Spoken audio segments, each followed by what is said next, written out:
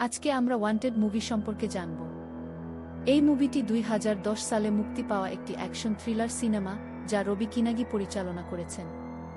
গল্পের শুরুতে দেখা যায় রাজকুমার ওরফে রাজা নামের এক শার্প শুটারকে, যে তার বাবা মায়ের হত্যাকারীদের মেরে প্রতিশোধ নেয়।